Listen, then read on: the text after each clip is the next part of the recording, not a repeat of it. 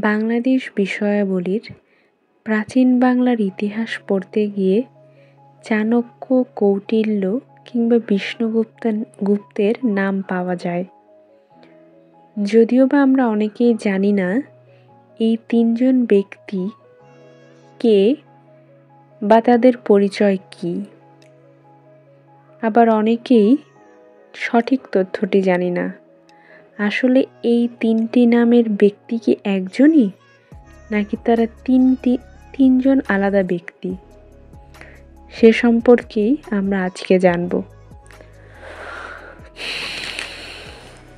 চাণক্য হচ্ছে মৌর্য বংশের প্রতিষ্ঠাতা চন্দ্রগুপ্ত মৌর্য ও বিন্দুসারের উপদেষ্টা ছিলেন।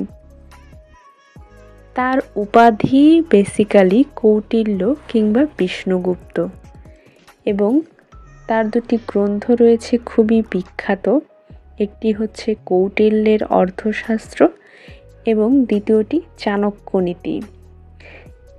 চাণক্য অত্যন্ত জ্ঞানী একজন ব্যক্তি ছিলেন, সেজন্য তাকে ভারতবর্ষের ম্যাকিয়াভেলিও বলা হতো। তাছাড়া তিনি রাষ্ট্রবিজ্ঞান এবং অর্থনীতিতে অত্যন্ত মেধাবী ছিলেন। এছাড়া আমরা আরেকটি বোনাস পয়েন্ট জানব, যেটা হচ্ছে গুপ্ত বংশের রাজা বিষ্ণুগুপ্তের সভাকবি ছিলেন কালিদাস। এই কালিদাসেরই একটি অন্যতম গ্রন্থের নাম হচ্ছে মেঘদূতম। আমরা গুলিয়ে ফেলব না যে কৌটিল্যের নাম বিষ্ণুগুপ্ত এবং গুপ্ত বংশের রাজা বিষ্ণুগুপ্ত একই ব্যক্তি কিনা। অবশ্যই তারা একই ব্যক্তি নয়, কারণ মৌর্য বংশেরও আরও প্রায় 300 বছর পর গুপ্ত বংশ শুরু হয়েছে এবং গুপ্ত বংশের প্রায় শেষ দিককার রাজা হচ্ছে বিষ্ণুগুপ্ত।